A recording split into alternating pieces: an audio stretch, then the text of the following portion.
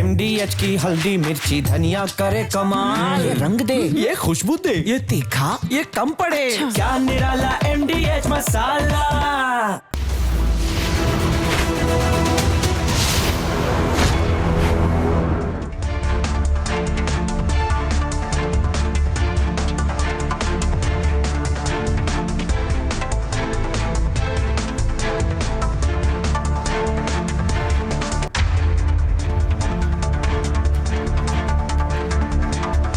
नमस्कार, बहुत स्वागत है आपका। आप देख रहे हैं देश का नंबर 1 न्यूज शो, ये भारत की बात है और मैं हूं आपके साथ मृदुल शर्मा।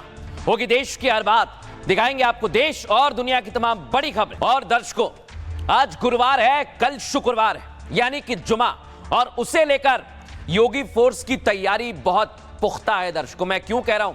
क्योंकि माहौल बिगाड़ने वाले तैयार हो गए, लेकिन इस बार कोई भी खेल नहीं चलेगा क्योंकि योगी फोर्स तैयार है। ओवैसी के नेता भले ही धमकी दे रहे हो, लेकिन आपको बताता हूं ये बवाल क्यों हो सकता है। पहली तस्वीर दिखाइए। उत्तर प्रदेश में बवाल करने वाले देख लें। बवाल करने वालों का अश्र क्या होता है? एनकाउंटर चलता है, फिर अवैध पर बुलडोजर चलता है और घुसपैठियों पर भी तगड़ा प्रहार किया जाता है, और ये प्रहार लगातार चल रहा है।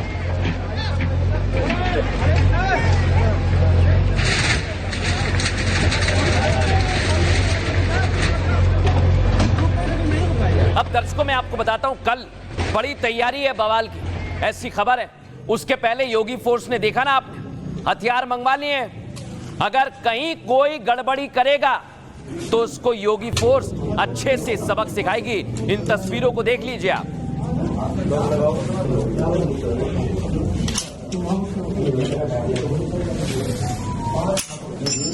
और दर्शकों, ये सिर्फ और सिर्फ ट्रेलर है, अभी तो इसके रुझान आने शुरू हो गए।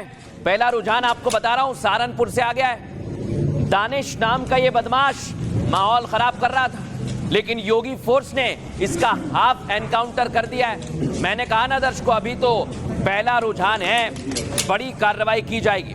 लेकिन किस पर कार्रवाई की जाएगी दिखाता हूं मैं आपको। बुर्का ब्रिगेड, बुर्के के नाम पर माहौल खराब करने वाले यूपी में मैदान में आ गए, देख रहे हैं आप। और ये जगह जगह पर हैं, लेकिन इन्हें सबक सिखाया जा रहा है। ये बर्दाश्त नहीं किया जाएगा। तुमने महिलाओं का अपमान किया है। अरे नीतीश कुमार, माफी मांग, और इसको कतई बर्दाश्त नहीं करेंगे। ये संजय निषाद और नीतीश कुमार के नौकर है। गाली देने कोई अधिकार नहीं है। अंदर बैठो, नहीं, ठीक है, बैठेंगे। इस तरह के बदतमीजी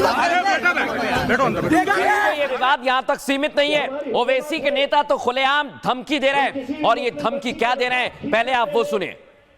जिन्हें लग रहा है कि हमारी हुकूमत है, हम किसी भी मुस्लिम बच्ची का नकाब खींच सकते हैं, कहीं पर भी कुछ भी हाथ डाल सकते हैं, शुक्र मान तू उत्तर प्रदेश के अंदर है। हमारे हत्थे चढ़ा होता हम किसी को नहीं छोड़ते हैं, इनके बाप को नहीं छोड़े हमने, तो ये क्या चीज है? देखा दर्शकों आपने, लोग माहौल खराब करना चाहते हैं। ये चिंगारी बिहार, उत्तर प्रदेश से उड़ती उड़ती पूरे देश में फैल गई है। देख रहे हैं आप, अहमदाबाद में भी बुर्के को लेकर विवाद हो रहा है। धमकी महाराष्ट्र से दी जा रही है, यानी पूरे देश में बुर्के को लेकर माहौल खराब किया जा रहा है।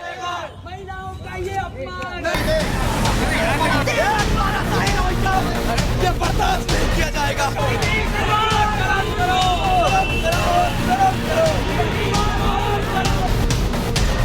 बांग्लादेशी घुसपैठियों के लिए 1 इंच जमीन नहीं देने वाले। बिहार में चेहरे से बुर्का क्या हटा, विरोध की चिंगारी यूपी में धधकने लगी। अरे नीतीश कुमार, माफी मांग। योगी के उत्तर प्रदेश को अशांत करने की साजिश होने लगी और ओवैसी के नेता यूपी को टारगेट करते हुए धमकी देने लगे। उत्तर प्रदेश के अंदर है, हमारे हत्थे चढ़ा होता हम किसी को नहीं छोड़ते हैं, इनके बाप को नहीं छोड़े हमने, तो ये क्या चीज है? सिर्फ बुर्का प्रेमी की धमकी नहीं बल्कि उत्तर प्रदेश में घुसपैठियों, अपराधियों और बुलडोजर एक्शन के खिलाफ भड़काऊ गैंग की बेचैनी है।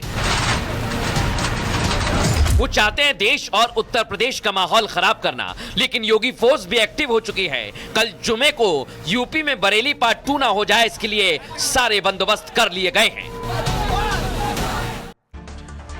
लेकिन दर्शकों, मैं आपको बताऊंगा आज बवालियों के निशाने पर उत्तर प्रदेश और कैसे ये साजिश की जा रही है। आइए जरा आपको बताता हूं। बुर्का विवाद में साजिश से इनकार नहीं किया जा सकता और इस विवाद को आई लव की तरह भड़काया जाएगा। दर्शकों, यूपी में सियासतदान मुसलमानों को भड़काने की कोशिश कर रहे हैं और योगी सरकार के खिलाफ पोस्टर बैनर लगाए जा रहे हैं। दरअसल यूपी में इन दिनों घुसपैठियों के खिलाफ कार्रवाई हो रही है। दर्शकों, एसआईआर प्रक्रिया के जरिए घुसपैठियों को बाहर निकाला जा रहा है और सरकार, योगी सरकार एक्शन ले रही है तो अखिलेश यादव सवाल उठा रहे हैं। लेकिन सरकार के खिलाफ विरोध अब बुर्का विवाद पर होने लगा है। जिस तरह दर्शकों आई लव मोहम्मद के नाम पर हिंसा की साजिश रची गई, ठीक उसी पैटर्न पर माहौल खराब करने के लिए तैयार हैं लोग, क्योंकि ओवैसी के नेता जो सामने आपको दिख रहे हैं, इन्हें लग रहा है कि ये सब कुछ कर देंगे।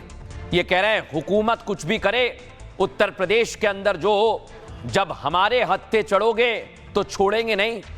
यानी इस विवाद को हिंदू मुस्लिम रंग देने की कोशिश कर रहे हैं। ऐसे में बवालियों को शांत करने के लिए यूपी में फोर्स अलर्ट पर है, देख रहे हैं ना। और कल शुक्रवार है यानी जुमा है, जुमे की नमाज पर योगी फोर्स पूरी तरह से अलर्ट पर है। कहीं कोई गड़बड़ी ना हो, इसके लिए पूरी तैयारी की जा रही है दर्शकों।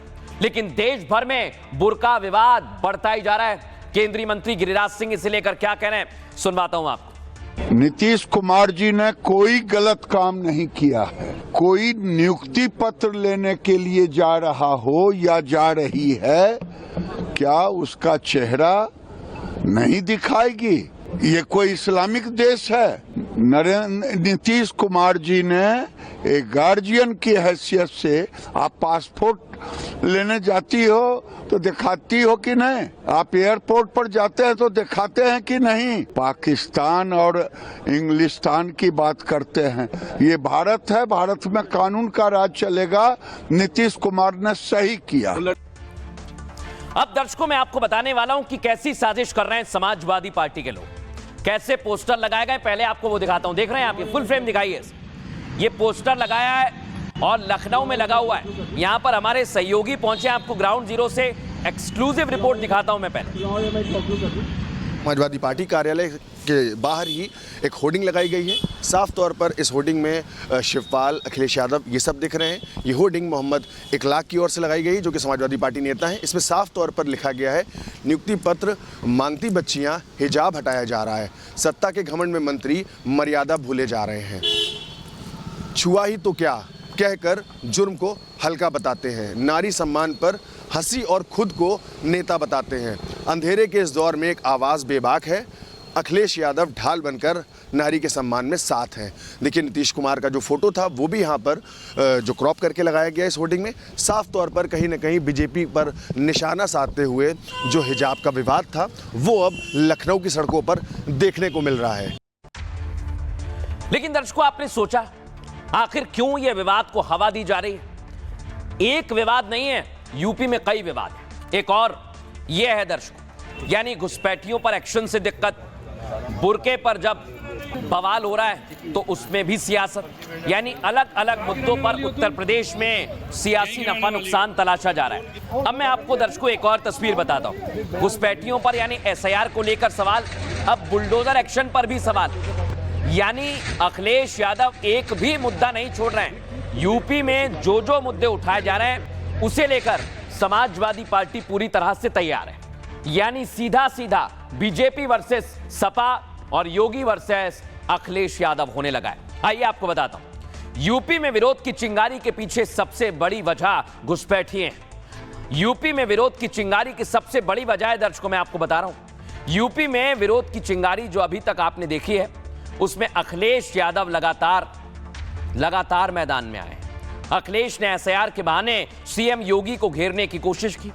अखिलेश यादव ने कहा एसआईआर में दबाव बनाया जा रहा है, मुख्यमंत्री जी जहां जा रहे हैं वहां अधिकारियों के कान में बात कर रहे हैं। मुख्यमंत्री जी कहते हैं कि समाजवादियों का वोट काट दो। साथ ही अखिलेश ने 4 करोड़ वोट काटने पर सवाल उठाया। उन्होंने कहा अभी हम लोगों को आंकड़े मिले तो नहीं है, लेकिन मुख्यमंत्री जी को कैसे पता चला कि 4 करोड़ वोट कट गए। उन्होंने यह भी आरोप लगाया कि अब वोट बढ़ाने की कोशिश हो रही है। वोट बढ़ाने के लिए बीजेपी नेता प्राइवेट कंपनी से संपर्क में है। दरअसल अखिलेश यादव यूपी में एसआईआर की प्रक्रिया पर सवाल उठा रहे हैं। पहले तो उन्होंने कह दिया कि यूपी में घुसपैठिए हैं ही नहीं, और अब उन्होंने योगी सरकार पर गंभीर आरोप लगा दिए हैं और यह मामला अब बढ़ता जा रहा है दर्शकों। लेकिन आपको बताऊं मैं, एसआईआर पर यूपी में योगी वर्सेस अखिलेश हो गया है। सुनवाता हूं आपको। 2025 की जो मतदाता सूची थी जनवरी 2025 की, उसमें कुल नाम थे 15 करोड़ 44 लाख। कितने थे? 15 करोड़ 44 लाख।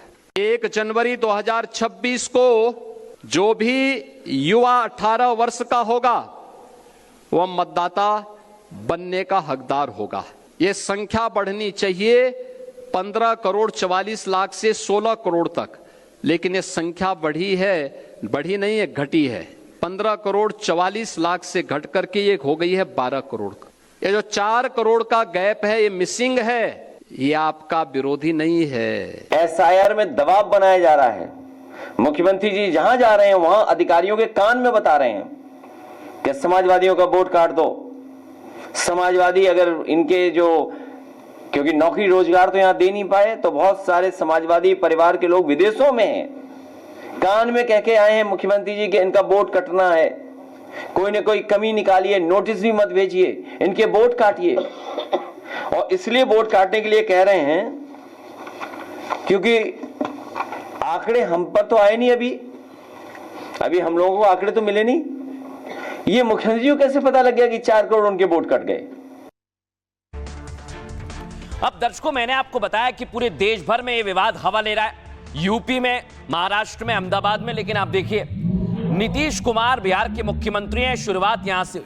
ये देख रहे हैं आप, ये जो तस्वीर है, इसको लेकर पहले आरजेडी ने सवाल उठाए और अब देश भर में इसे लेकर मौलाना भी मैदान में आ गए। लेकिन दर्शकों, ये तो देश भर की बात रही। अब दर्शकों, मैं आपको बताता हूं ये आखिर अपने आप को डॉन बताने वाला कौन है और ये नीतीश कुमार को जो धमकी दे रहा है वो क्या कह रहा है। आइए आपको बताते हैं। ये जो तस्वीर आप देख रहे हैं दर्शकों, ये है अपने आप को डॉन बताता है पाकिस्तान का। बुर्का विवाद में नीतीश कुमार को पाकिस्तान से धमकी मिली है दर्शकों। पाकिस्तान से मुसलमानों को भड़काने की साजिश होने लगी है। रिपोर्ट के मुताबिक कुछ कट्टरपंथी तत्व एक्टिव हो गए हैं जो नीतीश और योगी के मंत्री संजय को नुकसान पहुंचा सकते हैं, क्योंकि पाकिस्तानी डॉन ने कहा नीतीश के पास वक्त बहुत कम है। शेर पालने वाला शहजाद भट्टी, जो खुद को पाकिस्तानी डॉन बताता है दर्शकों, वो नीतीश कुमार से बुर्का विवाद में माफी की मांग कर रहा है, धमकी दे रहा है। उसने कहा माफी नहीं मांगी तो नीतीश के साथ कुछ भी हो सकता है।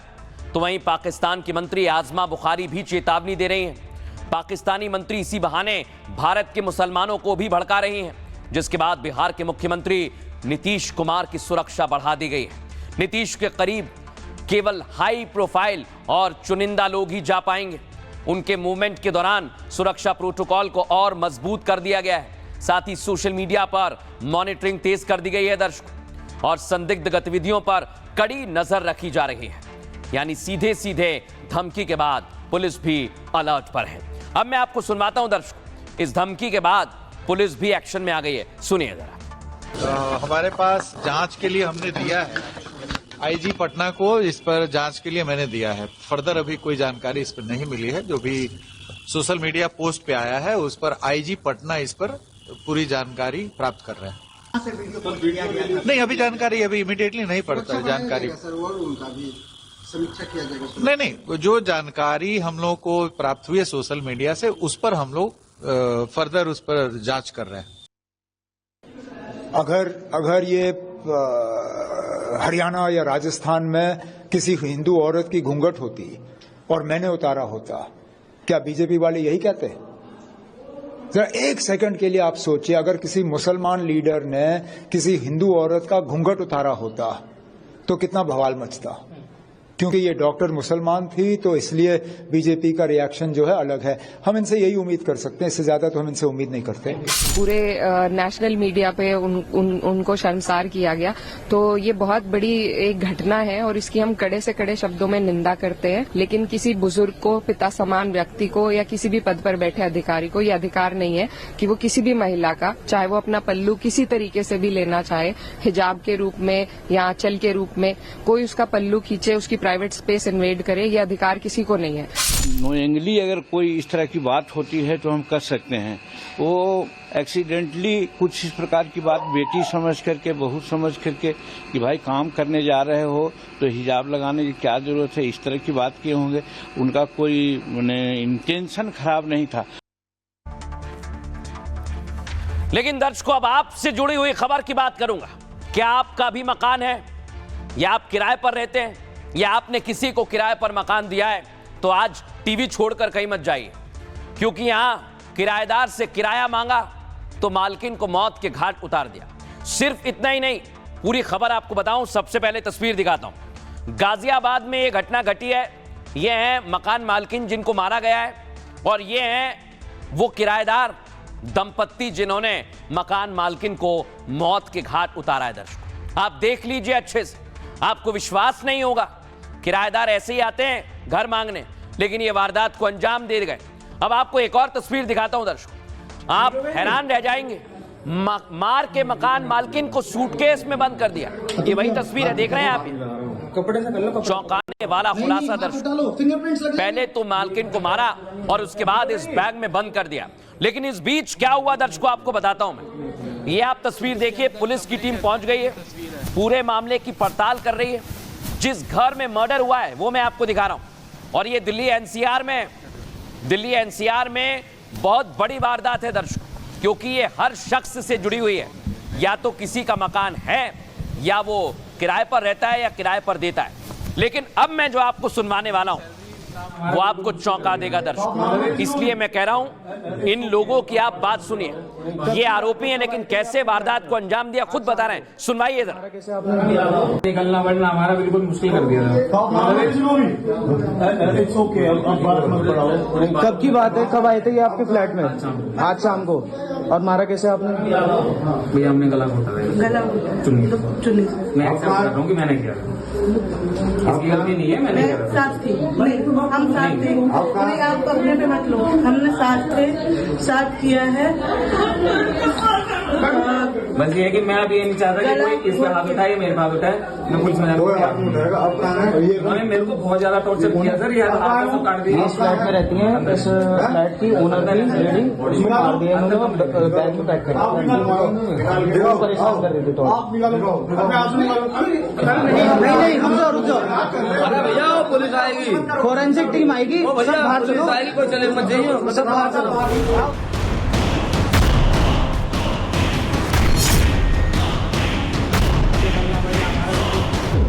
मकान मालकिन जब 6 महीने का बकाया किराया लेने गई तो किराएदार पति पत्नी ने हमला बोल दिया। कुकर से सिर पर हमला किया, फिर गला घोटकर मौत के घाट उतार दिया। लेकिन दीपशिका जो कि मकान मालकिन थी वो किराया मांगने यहाँ पर आई। इन्वेस्टिगेशन ये बता रही है कि अजय और उसकी पत्नी ने दीपशिका पर पहले कुकर से वार किया, उसके बाद गला दबाकर जो है वो हत्या कर दी गई। गला दबाकर हत्या करने के बाद दीपशिका के शव को लाल रंग के सूटकेस में पैक कर दिया और वो यहाँ से उस सूटकेस को ले जाने की फिराक में थे। किराएदार पति पत्नी ने मर्डर के बाद चाकू से शव के कई टुकड़े किए, शव को सूटकेस में पैक कर बेड बॉक्स में डाल दिया। आरोपी शव को गंगनगर में फेंकने की प्लानिंग कर रहे थे, लेकिन उससे पहले ही उनकी साजिश का पर्दाफाश हो गया। गला चुन्नी। मैं एक्सेप्ट कर रहा हूँ कि मैंने किया, इसकी गलती नहीं है, मैंने किया। साथ थी, हम साथ थे, आप अपने पे मत लो, हमने साथ थे, साथ किया है। सवाल ये, इस हत्याकांड ने सनसनी मचा दी है, क्योंकि मकान मालिक कई दिनों से किराए के पैसे मांग रहे थे, लेकिन किराएदारों ने पहले तो पैसे नहीं दिए और फिर हत्या की साजिश रची। मामले की तफ्तीश के लिए गाजियाबाद पुलिस ने एक टीम बनाई है जो पूरे मामले का सच सामने लेकर आएगी। अब दर्शकों मैं आपको बताने वाला हूं कि कैसे वारदात को अंजाम दिया है, और जब आप सुनेंगे तो आप चौंक जाएंगे। कोई किराएदार ऐसा भी कर सकता है क्या? यह है वो कमरा जिसमें वारदात को अंजाम दिया गया। दर्शकों, गाजियाबाद में मकान मालकिन का सनसनीखेज मर्डर हो गया। मालकिन दीपशिका 6 महीने का बकाया किराया लेने के लिए गई। किराया ना देने को लेकर मालकिन ने, यही है वो, पति और पत्नी से बातचीत की। विवाद इतना बढ़ा कि पति पत्नी ने मालकिन पर हमला बोल दिया। पहले जो प्रेशर कुकर आपको दिख रहा है दर्शकों, इसी प्रेशर कुकर से मालकिन दीपशिका के सिर पर हमला किया। फिर दुपट्टे की मदद से उनका गला घोंटकर मार डाला। शव को ठिकाने लगाने के लिए पहले चाकू से कई सारे टुकड़े किए, फिर शव को, ये जो सूटकेस दिख रहा है दर्शकों, इसी में पैक करके बेड बॉक्स में भर दिया, जो बिस्तर होता है उसके नीचे। काफी देर बाद जब मकान मालकिन वापस नहीं लौटी तो परिवार वाले चिंता में आ गए। पति और रिश्तेदारों ने उनकी तलाश शुरू की। मकान मालकिन के यहां काम करने वाली मेड ने किराएदार के यहां जाकर पूछताछ की तो जवाब मिला वो तो किराया लेकर वापस चली गई, यह आरोपी दंपत्ति ने बताया। लेकिन जब सोसाइटी का सीसीटीवी फुटेज चेक किया गया तो मालकिन दीपशिका किराएदार के फ्लैट में जाते हुए तो दिखाई दी, लेकिन दीपशिका मकान के बाहर आई ही नहीं। मेड और परिवार वाले फिर एक बार किराएदार के घर पहुंचे। जब दरवाजा नहीं खुला तो दरवाजा पीटने लगे। बताएं आपको, इसके बाद पड़ोसी भी मौके पर पहुंच गए। दरवाजा खुलते ही दोनों आरोपी भागने की कोशिश में थे, लेकिन पड़ोसियों ने दोनों को पकड़कर पुलिस के हवाले कर दिया। कड़ी पूछताछ के बाद पति पत्नी ने, मैंने आपको सुनवाया ना, जुल्म कबूल कर लिया है। पति कह रहा है मैंने मारा, पत्नी कह रही है मैंने मारा। ये दोनों ने मिलकर वारदात को अंजाम दिया। लेकिन दर्शकों, अब मैं आपको सुनवाता हूं। यहां किराएदार तो गद्दार निकला, उसने मालकिन को मौत के घाट उतार दिया, लेकिन नौकरानी वफादार निकली। सुनिए जरा। तो इतना मैं सब जगह पूछ ली, फिर गई उनका घर पे, फ्लैट पे, और जाकर फिर वहाँ पे मैं देख रही हूँ तो मैं अंदर नहीं गई, मैं बाहर खड़ी हुई। सब तो मुझे जब भी हो गया था तो एक जा रहा और एक आ रहा, दोनों में अभी भी। मैं बाहर गई हूँ, वहाँ यहाँ गई हूँ, फिर दोबारा वहाँ से दोबारा यहाँ आई हूँ। फिर वो लेडीज अटैची में लेके मैडम को बाहर खड़ी थी। अच्छा। लिफ्ट से नीचे उसी आदमी को लेकर ऊपर पहुंची। ऊपर तन्नू दीदी से पूछ के फिर नीचे आई। नीचे आकर फिर देखे घर पे, यहाँ तो घर पे नहीं आए। फिर उस आदमी को लेकर, जैसे मैं उनका वहीं पर ही जा रही थी फ्लैट पे, तो वो अटैची लेकर नीचे उतरी थी ऑटो में जाने के लिए। ऑटो भी मंगवाया था उसने। अच्छा। हाँ, तब मैंने कहा कि कहाँ जा रही हो? कह के देखो मुझे शॉपिंग भी करना, कमल अमल भी लेना है, और मेरे को है ना अटैची घर भी जाना है। मैंने कहा कि जब तक मैम नहीं मिलेगी तब तक जाने नहीं दूँगी। मैं कि अटैची लो और चलो। अब दर्शकों, मैं आपको एक एक चीज बताऊंगा इस घटना के बारे में, लेकिन पहले आप सुनिए चश्मदीद क्या कह रहे हैं, और फिर आपको बताऊंगा अगर आपका भी मकान किराए पर है तो आपको कौन कौन सी सावधानी बरतनी चाहिए और किराएदार से कैसे बात करनी चाहिए। पहले सुनिए चश्मदीद को। तो इनको मेड को देख कर फिर वो वापस चला गया। तो मुझसे मेड बोली भी कि भैया पूछो ये ट्राली बैग कहाँ लेके जा रहे थे। तो मैं उससे पूछा कि कहाँ जा रहे थे, कहा कहीं नहीं भैया। मेरे दिमाग में था नहीं बात, मेरे दिमाग में ये बात था नहीं कि ऐसा हो सकता है। फिर मैं अवॉइड कर गया उतना। फिर उसके बाद मैं उसको मेड को ही बैठा दिया कि तुम बैठो, मैं अभी आ रहा हूँ। फिर मैं चला गया घर से फिर 10 मिनट बाद फिर वापस आया हूँ। तब तक शर्मा जी आ गए थे। फिर मैं शर्मा जी को फ़ोन किया, शर्मा जी कहें कि यार राणा जी वो मेरी मैडम को मार दिया, तुम आ जाओ जल्दी से। कोई हाव भाव लग रहा था कि कुछ नहीं लगा था, वो हंस रहा था। मतलब हत्या करने के बाद वो हंस कोई कोई शिकन नहीं थी उस चेहरे पे दोनों के। कब से किराया नहीं दिया था इन लोगों ने? 5 महीने सुन रहा हूँ। अच्छा, अजय गुप्ता क्या कोई काम करते थे? ट्रांसपोर्ट का काम घर से ही करता था ये। अब दर्शकों, मैं आपको एक और जानकारी देने वाला हूं। अगर आपका भी मकान है, वो किराए पर देने वाले या दे चुके हैं, तो ये आपको सुन लेना चाहिए। मकान किराए पर देते समय विशेष सावधानी जरूर बरतें। सुनिश्चित करें कि किराएदार का बैकग्राउंड क्या है, पिछले मकान मालिक, कार्यस्थल, दोस्तों की जानकारी भी ले सकते हैं। किराएदार किसी अपराध में तो शामिल नहीं है, इसके लिए उनका पुलिस से सत्यापन जरूर कराएं। रेंट एग्रीमेंट के लिए जरूरी दस्तावेज की फोटोकॉपी ले लें। राज्य सरकार के दिशा निर्देशों के अनुसार दस्तावेजों में रेंट एग्रीमेंट में दिए गए नियमों का पालन जरूर करें। किराएदार के गांव या परमानेंट एड्रेस की भी जानकारी रखें। रेंट एग्रीमेंट 11 महीने के लिए होता है। समय से रेंट एग्रीमेंट का रिन्यू भी जरूरी है। किराएदार अगर समय से किराया ना दे तो मकान मालकिन पुलिस की भी मदद ले सकते हैं। किराएदार से मकान खाली करवा सकते हैं और किराएदार के व्यवहार और रहन सहन पर नजर रखें। गलत हरकत या शक होने पर पुलिस को खबर दें। ये बात आपको ध्यान रखनी चाहिए दर्शकों, क्योंकि पुलिस ने जब इस घटना का खुलासा किया तो पुलिस ने क्या कहा सुनवाता हूं आपको।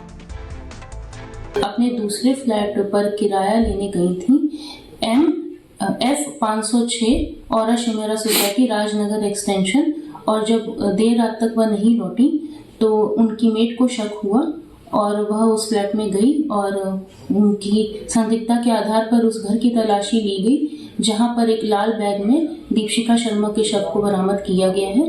उन किराएदारों के नाम अजय गुप्ता व आकृति गुप्ता है। दोनों पुलिस हिरासत में हैं।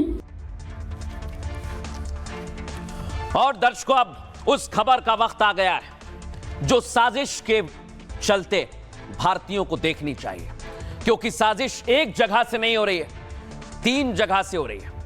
इसमें पाकिस्तान, बांग्लादेश और चीन भी आ गया है दर्शकों। लेकिन ये कैसे भारत के खिलाफ साजिश कर रहे हैं, पहले आपको दिखाता हूं बांग्लादेश से ग्राउंड जीरो से ये खास रिपोर्ट।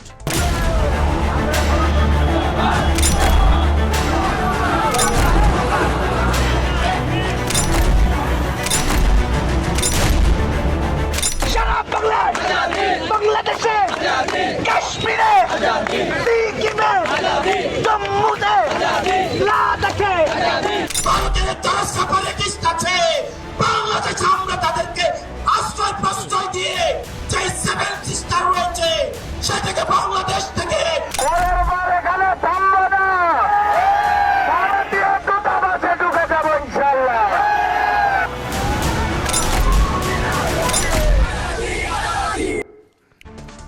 दर्शकों, बांग्लादेश में भारत के खिलाफ बड़ी साजिश हो रही है और यहां पर बांग्लादेश के कट्टरपंथी क्या कह रहे हैं, पहले आप जरा वो भी सुन लीजिए।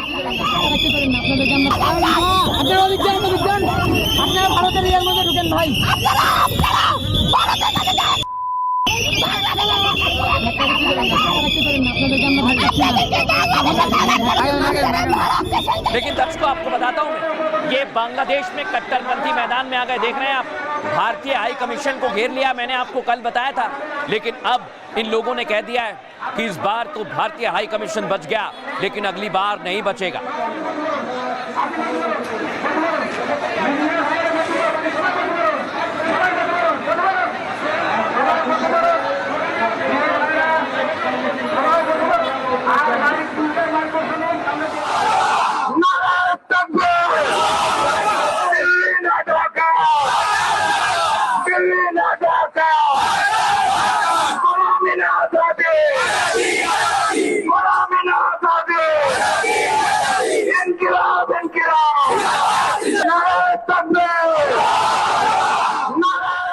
लेकिन दर्शकों, बड़ी चीज आपने देखी, क्या ये प्रायोजित है? ये संयोग नहीं है, प्रयोग है दर्शकों। ये कैसे साजिश कर रहे हैं भारत के खिलाफ, पहले इनके नारे सुनिए आप, फिर पर्दा उठाने वाला हूं आज मैं। कश्मीरे शराब बांग्लादेशे कश्मीरे सिकिमे जम्मूते लादाखे शराब बांग्लादेशे कश्मीरे। दर्शकों, ये लोग भारत के राज्यों से आजादी मांग रहे हैं, यानी बांग्लादेश, पाकिस्तान और चीन विस्तारवाद की नीति के लिए आगे बढ़ रहे हैं क्या? और देखिए, अब ये सीधे भारतीय दूतावास पर हमले का प्लान बना रहे हैं। एक बार सुनवाता हूं मैं ये कट्टरपंथी क्या कह रहे हैं, सुनिए।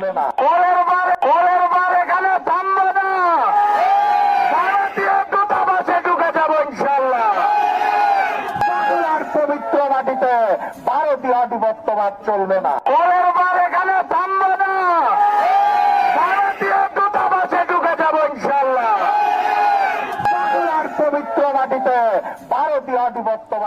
अब दर्शकों, मैं आपको बताने वाला हूं, ये लोग तो साजिश कर रहे हैं, लेकिन इस साजिश से पर्दा उठेगा, क्योंकि इसमें नारेबाजी जो हो रही है वो पाकिस्तान की साजिश की तरफ इशारा करती है। दर्शक, पहले आप सुनिए क्या नारेबाजी कर रहे हैं। Action to action, action to action, कसाई मोदीर বিরুদ্ধে, कसाई मोदीर বিরুদ্ধে। अब दर्शकों मैं आपको बताता हूं, ये हसनत अब्दुल्ला ने कल बांग्लादेश को लेकर बड़ी बात कही और इसने भारत के कई राज्यों को काटने की धमकी दी। यानी ये भारत के खिलाफ चीन पाक की साजिश की तरफ इशारा करता है। सुनिए जरा। কথা স্পষ্ট করে বলে দিতে চাই, ভারতের যারা সেপারেটিস্ট আছে, বাংলাদেশে আমরা তাদেরকে আশ্রয় প্রশ্রয় দিয়ে যে সেভেন সিস্টার রয়েছে সেটাকে বাংলাদেশ থেকে, ভারত থেকে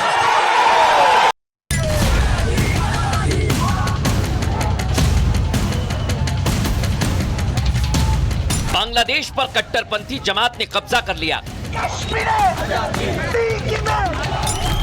भारत विरोधी ताकतों ने बांग्लादेश को एंटी इंडिया मूवमेंट का अड्डा बना दिया है। जिन ताकतों की नजर भारत के सेवन सिस्टर्स पर है, वो बांग्लादेश को मोहरा बनाकर अपना निशाना साध रहे हैं। প্রত্যেকে যদি আমরা দিল্লির আধিপত্যবাদের বিরুদ্ধে দাঁড়াই, রাজনৈতিক দুর্বৃত্তপনা যারা আছে দিল্লির গোলামদের বিপক্ষে দাঁড়াই, তাহলেই হচ্ছে আগামী দিনের ভবিষ্যৎ উজ্জ্বল হবে। इन ताकतों को याद रखना चाहिए कि जो बनाता है वो खत्म करने का भी मादा रखता है। लेकिन दर्शकों, अब मैं आपको बताने वाला हूं कैसे बांग्लादेश की जमीन पर साजिश की जा रही है। आइए सबसे पहले आपको बताते हैं बांग्लादेशी कट्टरपंथियों की क्या साजिश है। बांग्लादेश की धरती से भारत विरोधी नारे लगाए जा रहे हैं। दर्शकों, कट्टरपंथी सोच वाले अब बड़ी धमकी देने लगे हैं, भारतीय दूतावास में घुसने की चेतावनी दे रहे हैं, सेवन सिस्टर्स को लेकर यह बयानबाजी कर रहे हैं। दर्शकों, देख रहे हैं आप भीड़। ढाका में भारत विरोधी आंदोलन चरम पर पहुंच गया है। कट्टरपंथी जमातों ने बांग्लादेश पर कब्जा कर लिया है। जुलाई और क्या और बैनर तले कई जगह पर प्रदर्शन हो रहे हैं। ढाका के गुलशन इलाके में भारत विरोधी नारे लगाए गए। पुलिस प्रदर्शनकारियों को रोक रही है। दर्शकों, तो प्रदर्शनकारी सड़क पर बैठ गए। लाउडस्पीकर से कट्टर भाषण दिए जा रहे हैं। जम्मू कश्मीर, लद्दाख और सिक्किम की आजादी की डिमांड कर रहे हैं। कहा कि अगर आप हमें अस्थिर करने वालों को शरण देंगे तो हम सेवन सिस्टर्स को, अलगाववादियों को पनाह बना देंगे। इसका सीधा मतलब यह कि भारत से भगाए जा रहे अवैध घुसपैठियों से बांग्लादेशी कट्टरपंथी परेशान हो गए और इस मांग से बड़ी साजिश का खुलासा हुआ है। दर्शकों, पाकिस्तान की शय पर यह जमात सड़कों पर उतर आई है। खबर तो यह भी है मुल्ला मुनीर भारत विरोधी प्लान का मास्टरमाइंड है। बांग्लादेश के कंधे पर पाकिस्तान बंदूक रखकर चला रहा है। शेख हसीना के बहाने भारत को विलन बनाने की स्क्रिप्ट लिखी जा रही है और मुनीर जानता है कि सीधे तौर पर भारत से तो जीत नहीं पाएगा, इसलिए अब वो यूनुस के जरिए बांग्लादेश को इस्तेमाल मिला रहा है और इसलिए यह साजिश की जा रही है। लेकिन आपको बताऊंगा दर्शकों में एक एक करके तस्वीर सामने आ रही है। सुनिए जरा क्या कह रहे हैं एक्सपर्ट। जैश का असली मकसद है कि चाइना और पाकिस्तान और अमेरिकन डीप स्टेट को मिलाकर हिंदुस्तान के नॉर्थ ईस्ट जो स्टेट्स हैं उनको किसी न किसी तरीके से हिंदुस्तान से अलग किया जाए। नॉर्थ ईस्ट में दोबारा बहुत बड़े पैमाने पर इंसर्जेंसी को कायम किया जाए और जहां तक हिंदुस्तान का ताल्लुक है, हिंदुस्तान को हर प्रकार से जान और माल का नुकसान पहुंचाया जाए। लेकिन ये काफी ज्यादा खतरनाक है, काफी ज्यादा चिंताजनक है, काफी ज्यादा गंभीर है। दर्शकों, मैं पहले आपको भारतीय हाई कमीशन की तस्वीर बताता हूं। बांग्लादेश में इस समय वहां क्या स्थिति है देखिए। कटीले तार लगा दिए गए ताकि भारतीय हाई कमीशन से कट्टरपंथी दूर रहें। देख रहे हैं आप, पुलिस फोर्स भी तैयार कर दी है और ये भारतीय हाई कमीशन की सुरक्षा में तैनात की है। अब मैं आपको एक और तस्वीर दिखाता हूं दर्शकों। ये साजिश आखिर कहां से रची जा रही है? क्या ये भारत के खिलाफ साजिश पाक चीन की मिली भगत है और बांग्लादेश को हथियार बनाकर इस्तेमाल किया जा रहा है? अब मैं आपको बताता हूं दर्शक, पाकिस्तान और चीन की इसमें कैसे साजिश की बू आ रही है। आइए जरा हम आपको जानकारी देते हैं। ढाका में भारत के खिलाफ जो कुछ हो रहा है दर्शक, उसने भारत बांग्लादेश के रिश्तों की बुनियाद को हिला दिया है। इस जमात के आंदोलन में सिर्फ पाकिस्तान शामिल नहीं है। खबर तो यह है कि चीन भी भारत से बदला लेने की फिराक में है। सीमा विवाद पर भारत चीन कई बार आमने सामने आ चुके हैं। ऑपरेशन सिंदूर के दरमियान भी चीन का भारत विरोधी रवैया दिखा था।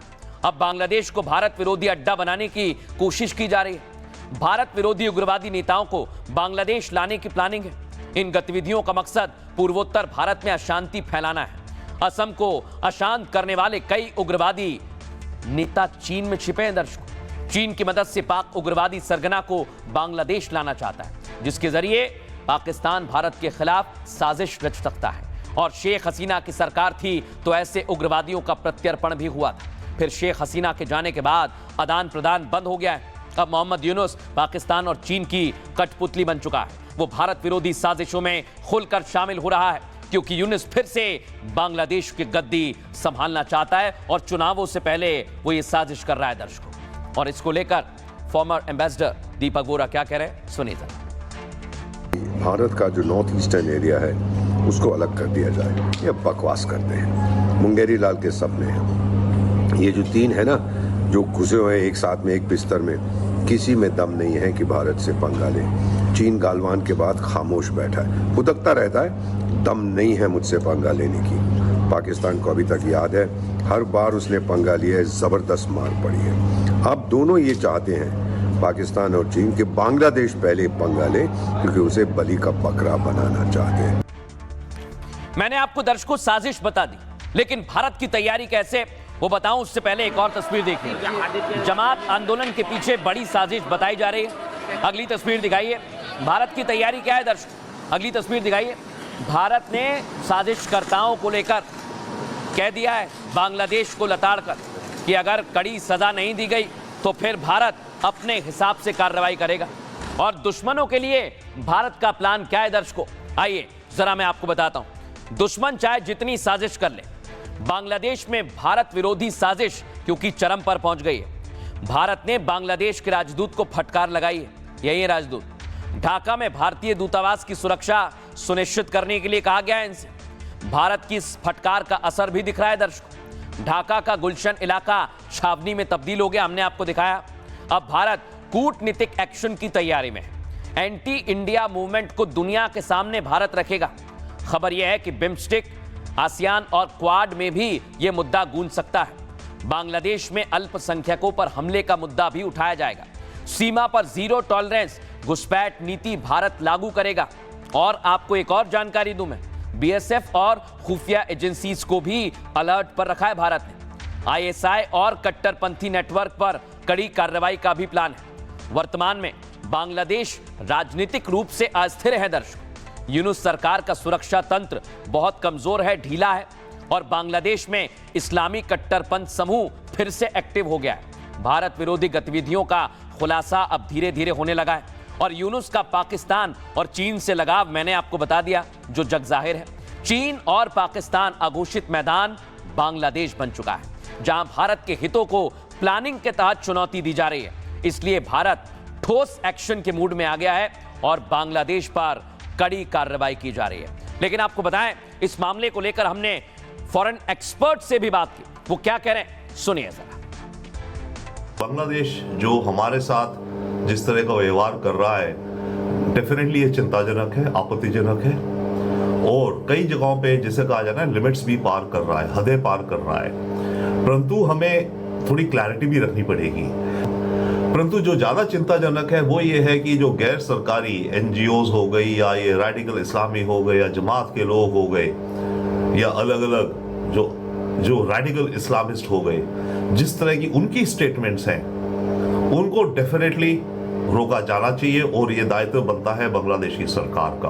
भारत डेफिनेटली उसके साथ एक तरह से फर्मली एंगेज करे कि आप अपने देश के अंदर से इस तरह की आवाजों को बंद करवाइए। अब दर्शकों मैं आपको बताता हूं, चीन पाकिस्तान की साजिश तो मैंने बताई, लेकिन भारत में पॉलिटिकल पार्टीज ऐसे बयान देती हैं जो पाकिस्तान में हेडलाइन बनते हैं। दर्शकों, मजाक नहीं कर रहा हूं मैं। ये हैं कांग्रेस के नेता पृथ्वीराज चौहान। इनकी खबर हमने आपको दिखाई, लेकिन इन्हीं के जैसा बयान कौन दे रहा है? पाकिस्तान के पीएम शहबाज शरीफ। दोनों एक ही पिच पर बैटिंग कर रहे हैं। मैं आपको दिखाता हूं दर्शकों इसकी खबर कैसे। ये आप देख रहे हैं ऑपरेशन सिंदूर पर शहबाज शरीफ और कांग्रेस पार्टी की सोच एक जैसी हो गई। दुनिया जानती है, आतंकवादी तक जानते हैं कि भारत ने ऑपरेशन सिंदूर में जमकर मारा। आतंकवादी खुद बोले कि रेजा रेजा कर दिया, लेकिन नहीं, कांग्रेस पार्टी को समझ में नहीं आता। तस्वीर दिखाइए अगली, ये देखिए आप।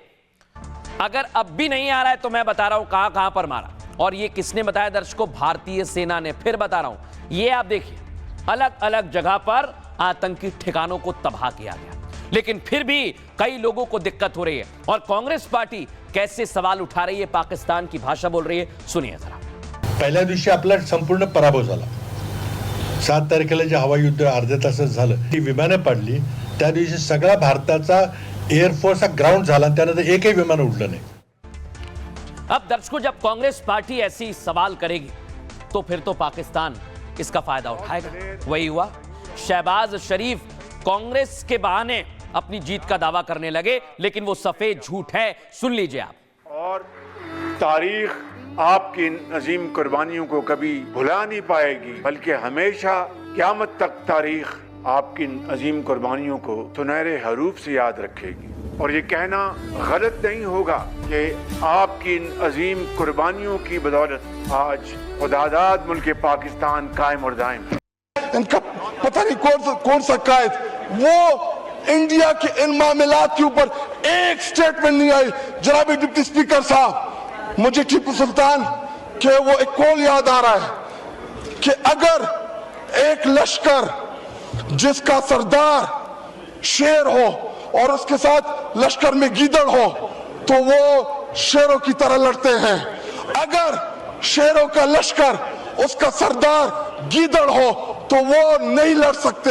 लेकिन जब आपका वजीर आजम, जब आपका लीडर बुज़दिल हो, वो मोदी का नाम ना ले सके, उसको आप क्या पैगाम दे रहे बॉर्डर पे लड़ने वाले जवान को? पाकिस्तान में बच्चा बच्चा जानता है कि भारत ने उसे पीटा, लेकिन सिर्फ पाकिस्तान को खबर नहीं है और कांग्रेस पार्टी के कुछ नेताओं को खबर नहीं है। लेकिन दर्शकों, ये पाकिस्तान की भाषा नहीं तो क्या है? कांग्रेस के पूर्व सीएम पृथ्वीराज चौहान ने विवादित बयान दिया, जो पाकिस्तान के पास खड़े हैं। दर्शकों, कहा कि पाक के साथ सैन्य संघर्ष में भारतीय सेना को पहले दिन हार का सामना करना पड़ा, जो सफेद झूठ है। भारतीय विमान उड़ान भरने की हालत में नहीं थे, इन्हें कौन बताए? वो कह रहे हैं क्योंकि पाक की ओर से उन्हें गिराए जाने का खतरा था, इसी वजह से एयरफोर्स को पूरी तरह ग्राउंड कर दिया गया था। जमीन पर सेना की 1 किलोमीटर की मूवमेंट नहीं हुई। कांग्रेस नेता ने भारतीय सेना का अपमान किया। दर्शकों, जब उनसे माफी मांगने के लिए कहा गया तो चौहान ने कहा कि मैं माफी नहीं मांगूंगा, मैंने कुछ भी गलत नहीं कहा है। कांग्रेस नेता के इस बयान का पाकिस्तान इस्तेमाल कर रहा है। पाक पीएम शहबाज शरीफ चौहान के सुर में सुर मिला रहे हैं। खैबर पख्तूनख्वा में शहबाज ने एक बार फिर दावा कर दिया, भारत पाकिस्तान की लड़ाई के दौरान पाकिस्तान ने भारत को ऐसा सबक सिखाया जिसे वो कभी नहीं भूलेगा। दिल्ली से मुंबई तक भारत कभी भी इस हार को नहीं भुलाएगा। लेकिन शहबाज शायद सच बोलना भूल गए। भारत की ब्रह्मोस मिसाइल ने पाक के 11 एयरबेस को उड़ाया, पाकिस्तान के 100 से ज्यादा आतंकी मारे दर्शकों, और मसूद अजहर के परिवार के 14 लोगों को मारा। खुद पाकिस्तान के आतंकियों ने इस बात को कबूल किया और बोला कि रेजा रेजा कर दिया था। ये आतंकी कह रहे हैं, लेकिन नहीं, कांग्रेस पार्टी को समझ में नहीं आता है। सुनिए जरा ये पृथ्वीराज चौहान क्या कह रहे हैं। चाहेंगे कि आप, मैं बाद में आराम से बात करूंगा, अभी आराम से बात करेंगे। तो आपको ये जो बयान है उस पर आप माफी मांग रहे हैं? बिल्कुल सवाल नहीं उठता, बिल्कुल सवाल नहीं उठता। हाँ जी सर, सवाल नहीं उठता, बिल्कुल। मेरा राइट है, constitution gives me right to ask questions. चला भी ओके। अब दर्शकों, बड़ी बात, ये पाकिस्तान कह रहा है कि हमने सबक सिखाया, सबक सिखाया। अरे जिनके घर में खाने को नहीं है, जो दुनिया में भीख मांग रहे हैं, वो हमें सिखा रहे हैं दर्शकों। इनका सफेद झूठ तो आपने देख लिया, लेकिन अब आपको बताता हूं 52,000 भिखारी हैं दुनिया भर में, जिनको अब 40 देशों ने डिपोर्ट कर दिया, और ये सभी पाकिस्तानी है दर्शकों। लेकिन अब कैसे दुनिया भर से पाकिस्तानी भिखारियों को भगाया जा रहा है, आइए जरा आपको वो बताते हैं। पहले तो ये देखिए, पाकिस्तान जहां जाता है वहां कटोरा लेकर भीख मांगने लगता है। पाकिस्तान की फिर से इंटरनेशनल बेइज्जती हुई है। 52,000 पाकिस्तानी भिखारी डिपोर्ट किए गए, जो तस्वीर में आपको दिखा रहा हूं, देख रहे हैं ना। 40 देशों से 52,000 पाक नागरिकों को वापस भेजा है। इनमें से ज्यादातर नागरिक भीख मांगते पकड़े गए। दर्शकों, दावा है कि 52,000 में 34,000 भीख मांगते पकड़े गए। सऊदी अरब में, जो पाकिस्तान का मित्र देश है, 24,000 पाक भिखारियों को वापस भेजा और दुबई, अबू धाबी में 6,000 से ज्यादा पाकिस्तानी निकाल दिए गए। अब एक पाकिस्तानी पत्रकार ने क्या दावा किया?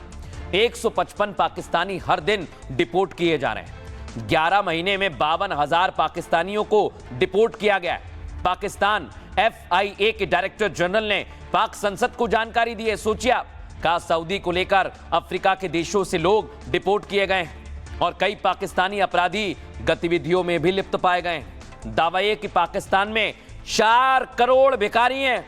हर छठा पाकिस्तानी नागरिक, दर्शकों, भिखारी है। ये मैं नहीं, वहां की खुद की मीडिया कह रही है। और शहबाज तो आप जानते ही हैं क्या है, लेकिन वहां के पत्रकार क्या कह रहे हैं, सुनवाता हूं। हैं कि 155 पाकिस्तानी रोजाना की बुनियाद पर मुख्तलिफ ममालिक से डिपोर्ट किए जा रहे हैं, उनको मुल्क बदल किया जा रहा है। आज तफसीलात जो मैंने हासिल की हैं फेडरल इन्वेस्टिगेशन एजेंसी के जो अदाद शुमार हैं, उससे पता चलता है कि इस साल 11 महीने में 52,000 पाकिस्तानियों को 40 ममालिक से डिपोर्ट किया गया है। और इसमें एक खतरनाक बात यह है कि कम से कम 34,000 पाकिस्तानी वहाँ भीख मांग रहे थे, जिनको मुख्तलिफ ममालिक से भेजा गया है वापस पाकिस्तान। और सऊदी अरब, जो कि पाकिस्तान का दोस्त मुल्क है, वहाँ से 24,000 पाकिस्तानियों को मुल्क बदर किया गया है। वहाँ पर ये पाकिस्तानी ज्यादातर भीख मांग रहे थे। सुना दर्शकों, आप पत्रकार कह रहे हैं कि वहां पर पाकिस्तानी भीख मांग रहे थे। अब ये तो पाकिस्तान की हालत हो गई है, लेकिन इसको लेकर रक्षा विशेषज्ञ क्या कह रहे हैं, सुनिए जरा कर्नल टीपी त्यागी को। कोई कहीं पे आतंकी हमला हो, यानी कि 9/11 का अमेरिका में या 26/11 का मुंबई में, पाकिस्तान का हाथ उसमें मिलता है। इसीलिए वो FATF की ग्रे लिस्ट में भी रहा है। नीदरलैंड ने तो ये कह दिया है कि पाकिस्तान 100% एक आतंकी मुल्क है, और यही हाल उसका बैगिंग का भी है। चंदे पे पलने वाला ये देश, इसके 50,000 से ज्यादा भिखारी 40 देशों के द्वारा निकाले जा चुके हैं। UAE ने तो पाकिस्तान के नागरिकों के लिए वीजा देना बंद कर दिया है। यानी पाकिस्तान 2 ही चीजों के लिए जाना जाता है, या तो आतंक और या भीख मांगना। अब दर्शकों, खबरों में आगे बढ़ेंगे और आज संसद में जबरदस्त हंगामा हुआ है, उसकी जानकारी आपको देंगे। और पीएम मोदी विदेश दौरे से वापस भारत के लिए रवाना हो गए हैं, वहां की भी जानकारी देंगे। लेकिन पहले आपको तस्वीर दिखाते हैं दर्शकों, प्रधानमंत्री नरेंद्र मोदी की। जॉर्डन के बाद यूथोपिया, यूथोपिया के बाद ओमान पहुंचे। 4 दिन में 3 देशों का दौरा पूरा किया है और ओमान से भारत के लिए रवाना हो गए हैं।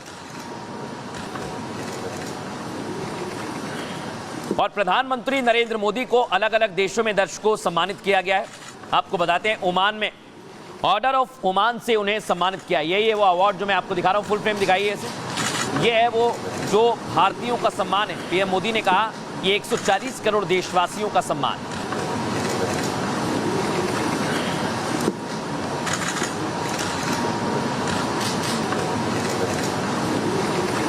अब दर्शकों, आपको बताते हैं, भारत, जहां प्रधानमंत्री नरेंद्र मोदी अलग अलग देशों का दौरा करने गए हैं, भारत के फायदे के लिए भारत कई जगह पर व्यापार को बढ़ा रहा है। कई अहम समझौते भी हुए हैं, उसी की तस्वीर मैं आपको दिखा रहा हूं। आपको बताएं, पीएम और सुल्तान हैतम बिन तारिक से मुलाकात हुई है, द्विपक्षीय वार्ता हुई है, उसकी तस्वीर आप देख रहे हैं। और दर्शकों, भारतीय समुदाय के लोगों से मिले, ये तस्वीर आपको दिखा रहा हूं। स्टेडियम में जबरदस्त स्वागत किया गया, सुनवाइए जरा।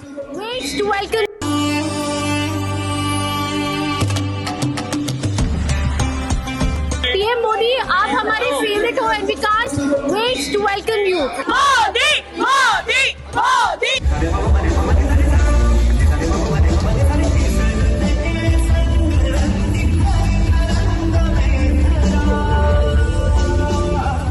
कई लोग तो रात को सोए भी नहीं है, हम लोग इतना वेट कर रहे हैं उनके लिए। आज हम इतने भावुक हैं, हम सबको बहुत अच्छा लग रहा है। हमारे पीएम इंडिया के यहाँ आ रहे हैं तो हमें यहाँ पे मिनी इंडिया देखने को मिल रहा है।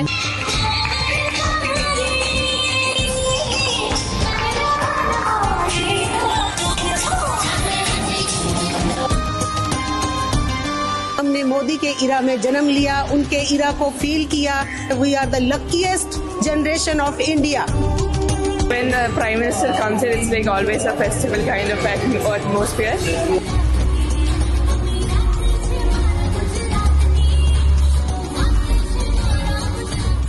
और आपको बताएं, प्रधानमंत्री नरेंद्र मोदी ने भारतीयों को संबोधित किया है, भारतीयों से मुलाकात की है। सुनिए जरा कैसे तालियों की गड़गड़ाहट वहां से सुनाई दी।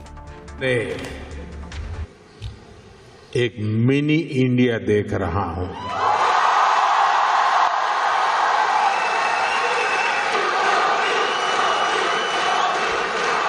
मुझे लगता है यहां बहुत सारे मलयाली भी हैं।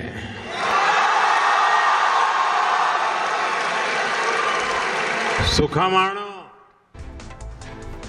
और दर्शकों, आज प्रधानमंत्री नरेंद्र मोदी विदेश में भारत का नाम रोशन कर रहे हैं, लेकिन यहां विपक्ष हंगामा कर रहा है, जबकि मजदूरों को लेकर एक बड़ा बिल पास किया गया। आपको बताएं, जो मनरेगा थी उसको जी राम जी किया, लेकिन कैसे हंगामा हुआ सुनिए जरा। अब सभा विधेयक पर खंडवार विचार करेगी। प्रश्न ये कि खंड 2 से 37 विधेयकांग बने, जो सदस्य के पक्ष में हाँ गए, जो सदस्य विरोध में ना गए। मेरे विचार में निर्णय हाँ वालों के पक्ष में, हाँ वालों के पक्ष में खंड 2 से 37 विधेयकांग बना। लेकिन जब आज कृषि मंत्री खड़े हुए तो आप देख रहे हैं ये विपक्ष की हरकत, बिल की कॉपी फाड़ दी और वेल में आकर हंगामा किया। इस तस्वीर को दिखाइए और समझिए कि भारत में कैसी सियासत हो रही है। प्रधानमंत्री नरेंद्र मोदी जी के नेतृत्व में, प्रधानमंत्री नरेंद्र मोदी की जनता को भी, माननीय अध्यक्ष महोदय, मैं कहना चाहता हूं, इस माननीय अध्यक्ष महोदय, उद्देश्य विकसित भारत होगा। जनता को भी, माननीय अध्यक्ष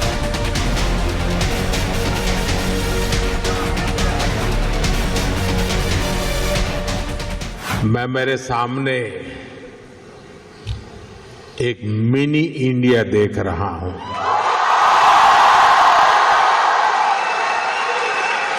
एक तरफ मोदी विदेश में इंडिया तलाश रहे थे तो दूसरी तरफ विपक्ष संसद में इंडिया की नाक कटवा रहा था। आज लोकसभा में जी राम जी पास हो गया, लेकिन इस दौरान विपक्ष ने जो कुछ किया उस पर शायद ही कोई भारतीय गर्व करे। नरेगा का नाम पहले महात्मा गांधी जी के नाम पर नहीं रखा गया, वो तो नरेगा थी। बाद में जब 2009 के चुनाव आए तो चुनाव और वोट के कारण बापू याद आए, महात्मा गांधी याद आए और तब उसमें जोड़ा गया महात्मा गांधी जी का नाम। तो सवाल ये कि आखिर विपक्ष कब तक अपनी सियासत के लिए संसद को शर्मसार करेगा? ये सवाल इसलिए अहम है क्योंकि किसी योजना से बापू का नाम हट जाने से कोई योजना छोटी नहीं हो जाएगी, बशर्ते वो योजना महात्मा गांधी के विचारों को साथ लेकर चल रही हो और जो गरीबों और ग्रामीणों की जरूरत के मुताबिक बनी हो। और दर्शकों, आपको बताते हैं कि आज संसद में जबरदस्त संग्राम हुआ है और कैसे हमला किया गया है। आइए दिखाते हैं आपको। ये आप देखें, जी राम जी बिल के कानून बनाने का रास्ता साफ हो गया है। दर्शकों, लोकसभा में ध्वनि मत से जी राम जी को पास कर दिया गया है। लोकसभा में 14 घंटे की चर्चा के बाद बिल को मंजूरी दी। जी राम जी पर चर्चा के लिए रात 1:35 तक संसद चली। बहस पर चर्चा में संसद में 98 सांसदों ने हिस्सा लिया। जानकारी आपको दे, राज्यसभा की मंजूरी के बाद यह कानून बन जाएगा।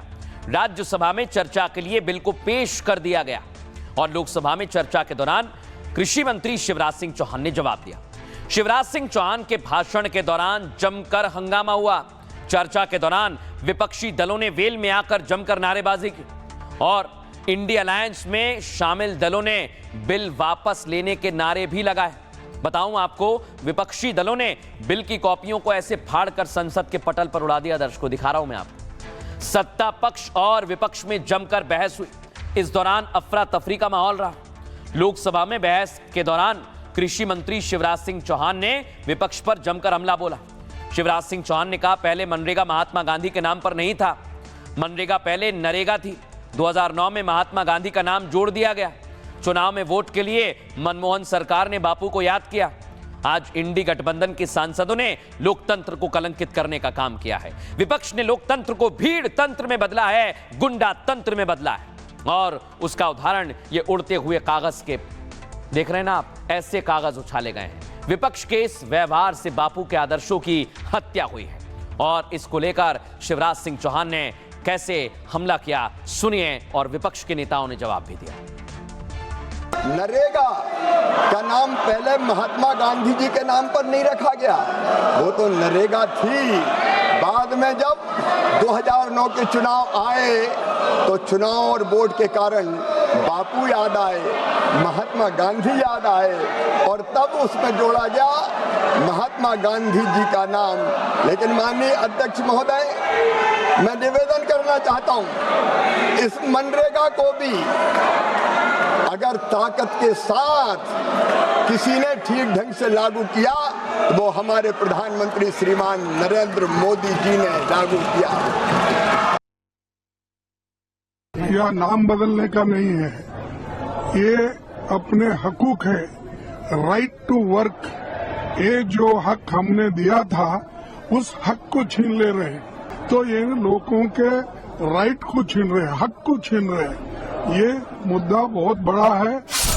चोर चोरी से जाए, तुम्बा फेरी से नहीं जाए, और उल्टा चोर कोतवाल को डांटे। ये भ्रष्टाचार करने वाली कांग्रेस यदि भारतीय जनता पार्टी में मोदी जी के नेतृत्व में यदि शिवराज सिंह चौहान जी ये बिल लेकर आए हैं तो ये भ्रष्टाचार को बढ़ावा देने के लिए कर रहे हैं। महात्मा गांधी का नाम हटाकर जी राम जी कर दिया जाए। भाई गांधी जी के भी जब गोली लगी थी तो मरते वक्त उनके मुंह पे आखिरी नाम हे राम ही था, तो कोई राम विरोधी तो थे नहीं।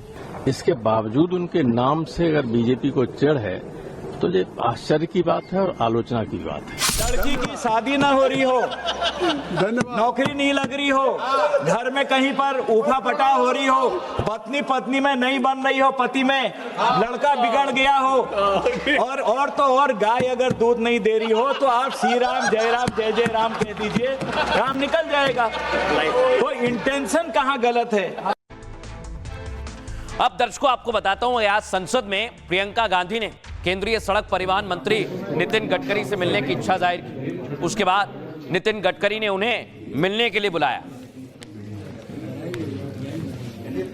लेकिन दर्शकों इसके पहले आपको बताता हूं मैं कैसे प्रियंका गांधी वाड्रा ने अपॉइंटमेंट मांगा, सुनिए। Very similar issues as the honorable member. Sir, this is regarding the highway between Chandigarh and Simla, which has very similar issues as the honorable member raised, except that in many places it seems like the retaining wall is so low that those are the very places where the landslide is taking place.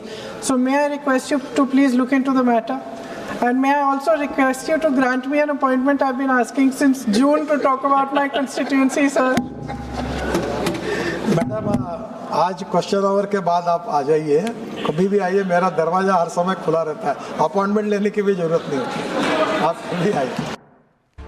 अब दर्शकों नितिन गडकरी ने प्रियंका गांधी को बुला लिया, लेकिन उसके बाद क्या हुआ आइए जरा मैं आपको बताता हूं। एक तरफ जी राम जी पर संसद में तलवारें खींची थी दर्शकों, सत्ता पक्ष और विपक्ष जी राम जी को लेकर भिड़ा हुआ था।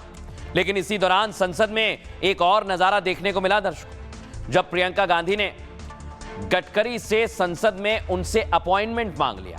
प्रियंका के इस आग्रह पर नितिन गडकरी ने उन्हें तुरंत मिलने के लिए बुलाया। नितिन गडकरी के इस अपॉइंटमेंट पर प्रियंका उनके दफ्तर पहुंची दर्शकों, और इस मुलाकात में प्रियंका ने उनसे वायनाड को लेकर कुछ मांगे रखी। ट्रांसपोर्ट मिनिस्टर गडकरी के सामने 6 परियोजनाओं का प्रस्ताव रखा। नितिन गडकरी ने उन्हें निराश नहीं किया और तुरंत सभी को मंजूरी दे दी। इस दौरान प्रियंका गांधी वाड्रा और नितिन गडकरी के बीच खुशनुमा माहौल पर बातचीत हुई।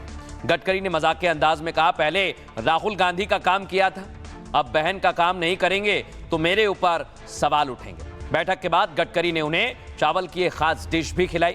आपको बता दें दोनों के बीच हुआ ये पूरा वाकया सोशल मीडिया पर भी वायरल किया जा रहा है, क्योंकि बरसों बाद सत्ता पक्ष और विपक्ष के बीच ऐसा नजारा हमें देखने को मिला है और इसी को लेकर अब चर्चा भी की जा रही है। लेकिन दर्शकों अब आपको आज एक और बड़ी खबर बता दें। विवेक इधर आइए, मूव करिए हमारे साथ। आज एक और बड़ी खबर आपको बताने वाले हैं, क्योंकि ये खबर आपसे जुड़ी हुई है और अगर आप ट्रेन से सफर करते हैं तो ये आपको जरूर देखनी चाहिए।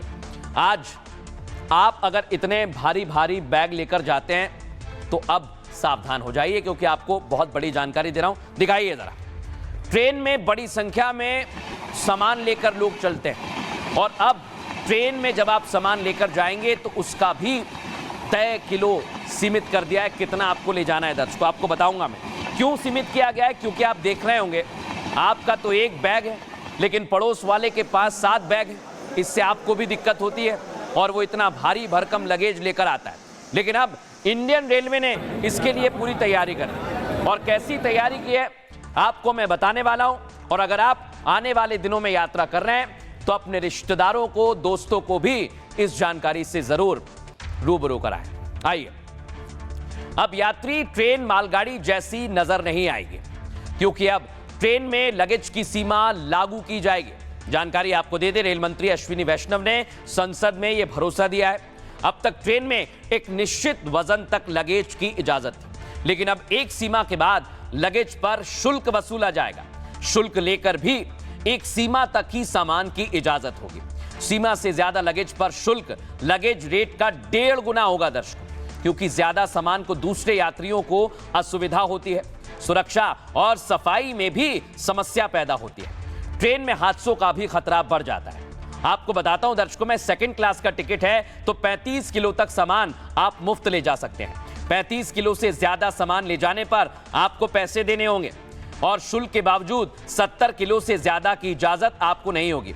स्लीपर क्लास में 40 किलो तक सामान मुफ्त ले जा सकते हैं और 40 से ज्यादा सामान ले जाने पर आपको पैसा देना होगा। इसके बावजूद 80 किलो से ज्यादा की इजाजत नहीं होगी। इसके बाद आता है एसी, और जिसमें एसी 3 टियर और चेयर कार में नियम और ज्यादा सख्त कर दिए हैं। इन क्लास में यात्रियों को 40 किलो तक इजाजत है और इस क्लास में शुल्क देकर भी ज्यादा सामान आप नहीं ले जा पाएंगे। फर्स्ट क्लास या एसी 2 टायर में 50 किलो सामान फ्री है, लेकिन 50 किलो से ज्यादा सामान पर शुल्क देना पड़ेगा। शुल्क देकर भी 100 किलो से ज्यादा सामान आप नहीं ले जा पाएंगे। एसी फर्स्ट क्लास में 70 किलो सामान फ्री है और 70 किलो से ज्यादा सामान पर शुल्क देना पड़ेगा। शुल्क देकर भी केवल 150 किलो सामान की इजाजत आपको होगी। तो अब बैग पैक करने से पहले चर्चा कर लें और उसी हिसाब से सामान ले जाएं, जिसमें आपको सफर करने में दिक्कत ना हो। बहरहाल आगे बढ़ेंगे, बात करेंगे आज के सूत्र की। आज का सूत्र आपको सुनना चाहिए दर्शकों। कवि तिरुवल्लुवर से लिया है, अच्छे पहनावे से जितनी जल्दी लोगों का ध्यान आप पर केंद्रित होता है, खराब बातचीत से और उस ढंग से उतनी ही जल्दी लोग आपसे मुंह मोड़ लेते हैं। लोगों को प्रभावित करने के लिए जरूरी है आपकी बातें उन्हें आपकी तरफ आकर्षित करें। इसके लिए बातचीत का ढंग सीखने पर ध्यान देना चाहिए। किसी से बात करते वक्त शुद्ध और सरल शब्दों में बात करें। शारीरिक हाव भाव का भी बेहद ख्याल रखें। बात करते समय आई कांटेक्ट बनाकर रखें। मुझे लगता है ये सूत्र आपके जीवन में सुधार लाएगा। बहरहाल एक छोटा सा ब्रेक ले रहे हैं, जल्द हाजिर होंगे। नमस्कार। अब आया असली स्वाद। अब आया स्वाद। जब स्वाद के पड़े हो लाले तो MDH का चंकी चाट मसाला डालें। MDH का चंकी चाट मसाला। MDH